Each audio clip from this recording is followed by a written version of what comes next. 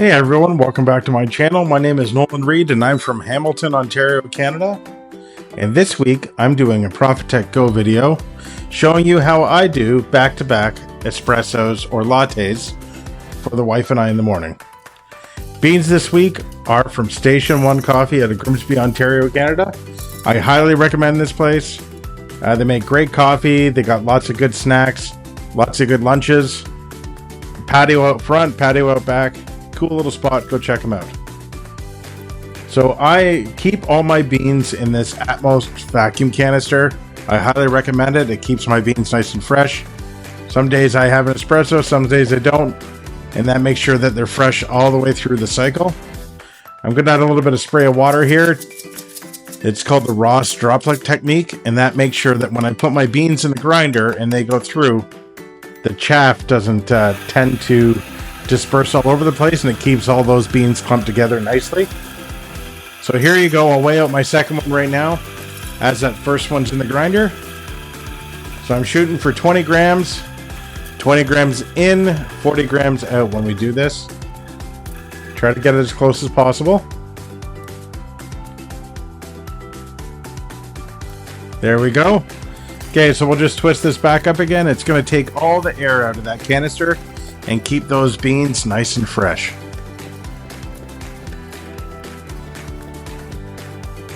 There we go. Use the bellows on the top of the grinder to make sure I have any of the residual in there out of the grinder. I'll flip this over.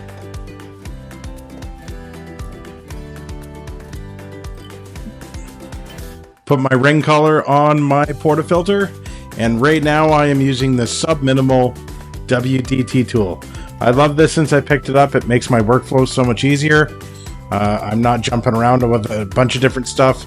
I did have the Normcore WDT tool, but I found that the needles were bending when I was putting it back in the holder.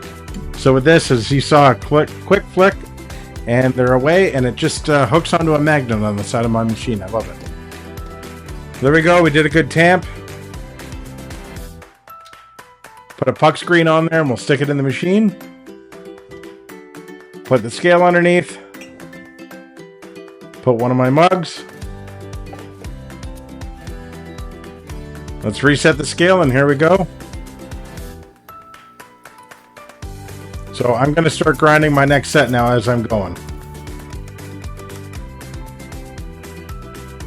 So same thing as before.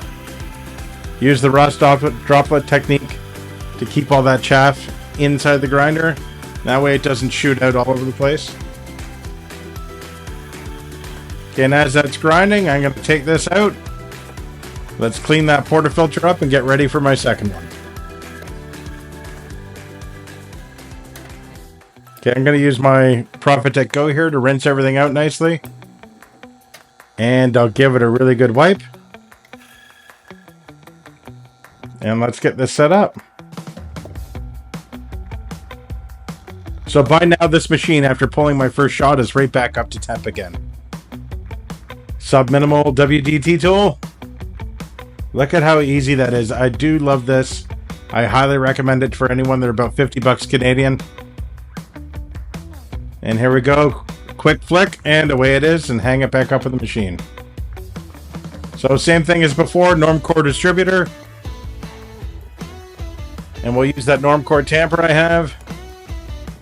I do love that tamper. It's a calibrated tamper. I highly recommend them. Puck screen in, back into the machine. Cup number 2. Reset that, and let's run that shot.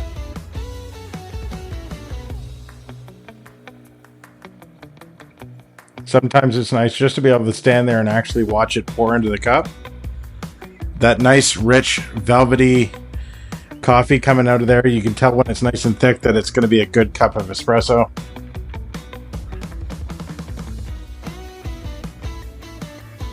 So as you guys can see, I'm running a 48-inch Husky tool bench as my coffee cart.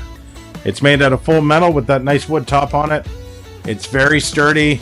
I got a lot of weight in that thing. I absolutely love it. I highly recommend it. Picked mine up at Home Depot for about 550 bucks. There we go. Look at how nice and rich and thick that is. It's perfect. Alright, so we'll drop the puck out of there, clean that up. Move that out of the way. We'll wipe off the scale. Shut that off and we'll tuck that out of the way. Now I'll just go over here to the kitchen where I have my 20-ounce pitcher that I filled up with milk. Just, you can see there, just to the bottom of where the neck starts protruding out. I found that was the perfect amount for the wife and I for lattes in the morning. So now I'll use my small one that I normally use for my single shot to purge the machine. So the Profitec Go actually recommends doing this in the manual. And what you're doing is actually removing some of the water out of the top of the boiler to help create room for that steam. Ran it once, shut it off, let's purge it one more time. There we go. Now this machine will heat up this milk nicely for these 2 lattes without an issue. Now please forgive me, when I do lattes at my house, we are using 2% milk. I know normally you would use homo milk. That's why I don't get the latte art that I would like to consistently get all the time. But you can see there, it has a nice swirling action in that 20-ounce jug. This machine has no problem doing this at all. It does take a little bit more time though. If you guys could switch over there, do me a favor, hit like, hit subscribe, follow me on my espresso journey. This video was actually from one of the comments I had on my channel asking me how I did back-to-back lattes. If you have any questions, leave them in the comment section below, and I'll happy to get back to you or create a video to help you with your issue. I really appreciate you guys following me along. I really do enjoy making these. So we're done steaming now. We're going to wipe off that steam wand, give it a good purge, make sure there's no bacteria in there.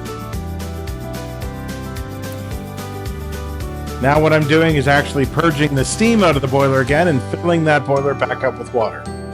You can see the water start trickling out of the puck screen there.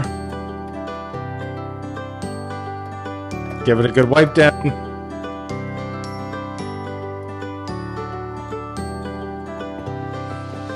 So as you can tell with the 2% milk, I'm not going to get the latte art that you're looking for, but the flavor's there.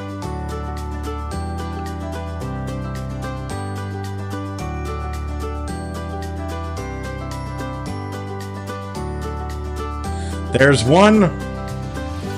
And here's the second one. Thank you again for following along. Please hit like, share, and subscribe. And we will see you guys on the next one. Thank you very much for watching.